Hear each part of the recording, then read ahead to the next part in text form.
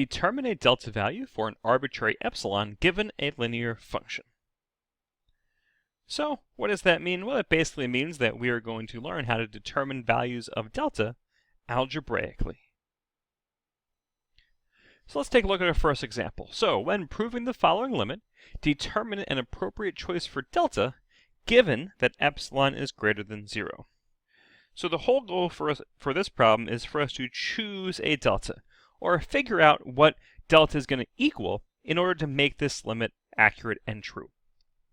So if we remember back from our precise definition of a limit, delta kind of refers to as the movement along the x-axis, and epsilon kind of refers to the movement along the y-axis. So with typical problems, we usually start out with y, we usually start out with the function, and we work our way all the way down to the x.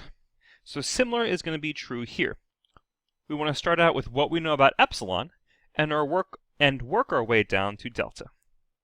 So what do we know about epsilon? Well, we know that the absolute value of f of x minus L has to be less than epsilon. And what do we know about delta? Well, we know that the absolute value of x minus A has to be less than delta. And so our whole goal here is to kind of connect these two pieces of information, and by making those connections, we will be able to determine or choose our value for delta. But before we do that, we need to identify a couple pieces of this limit. First off, we can see what our a value is. Our a value is going to be 2. We can see that our function f of x is going to be 4x plus 5. And we can see that our L value is going to be 13. So now we can plug in what we know. Well, we know that f of x is going to be 4x plus 5. And then minus our L value, which is 13. And then that has to be less than epsilon.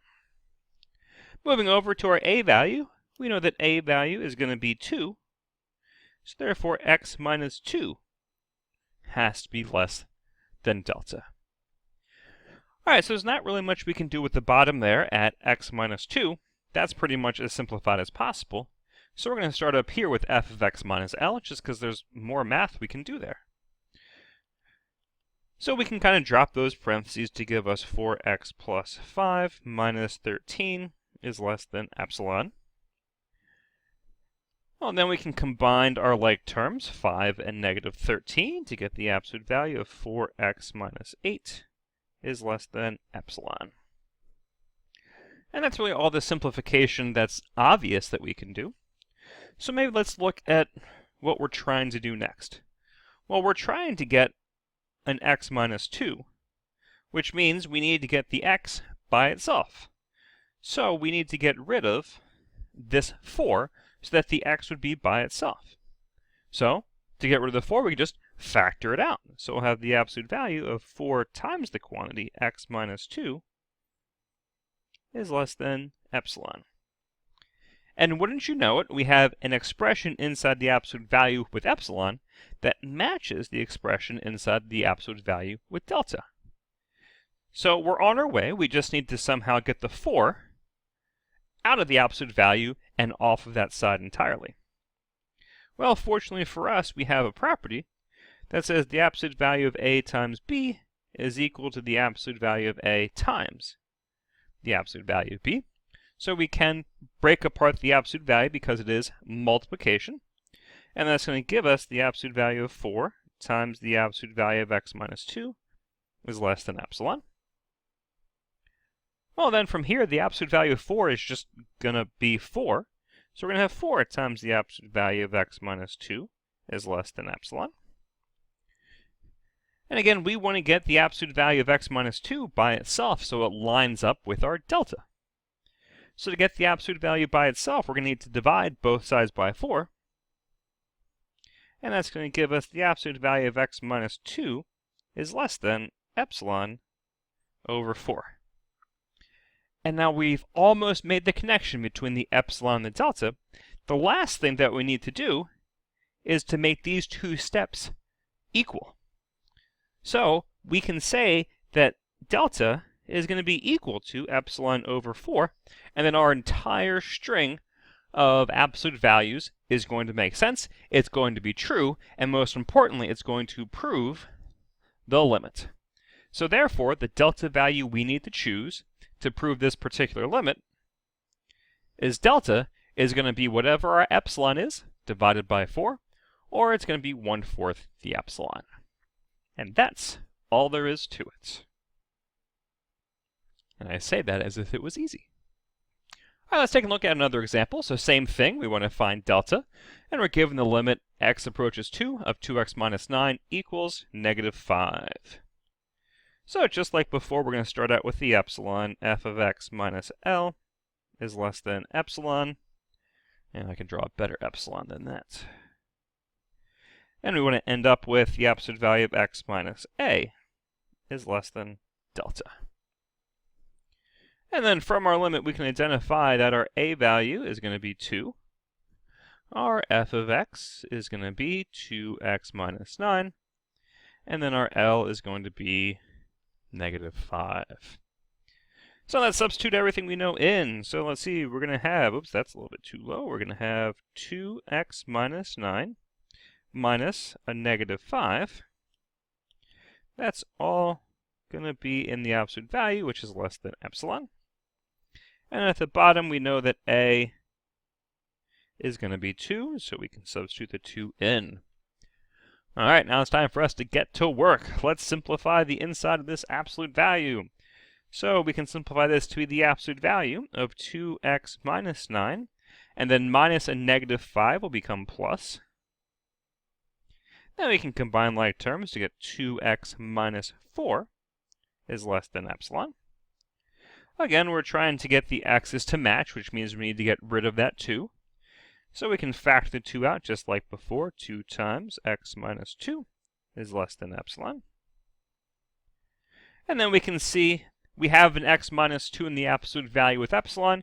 We have an x minus 2 in the absolute value of delta, which means our next step is to remove the 2.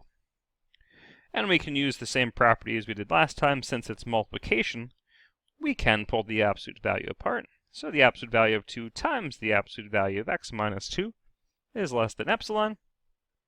We know the absolute value of 2 is 2, so we get 2 times the absolute value of x minus 2 is less than epsilon. And then we can divide both sides by 2 to get the absolute value of x minus 2 by itself, which means that'll be less than epsilon over 2. And then the final step to prove our limit is to set delta to be equal to epsilon over 2, or delta is half whatever the value of epsilon is. All right, let's do one more for good luck.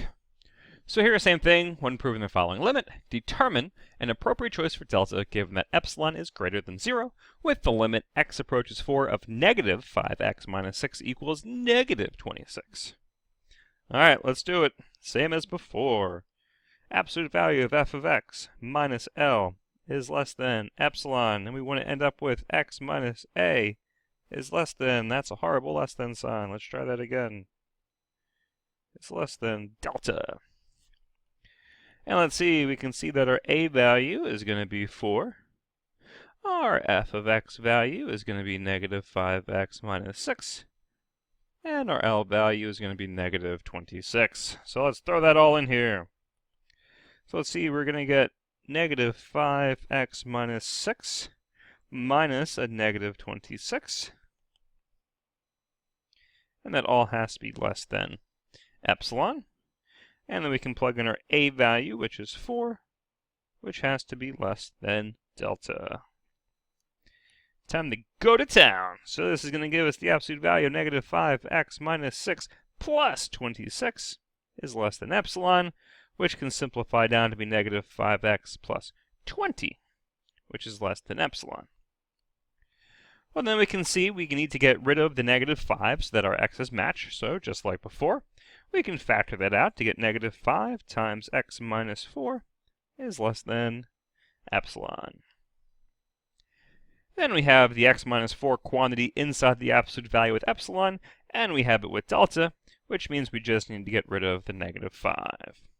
So again, since it is multiplication, we can pull apart the absolute value to be the absolute value of -5 times the absolute value of x minus 4, which is all less than epsilon.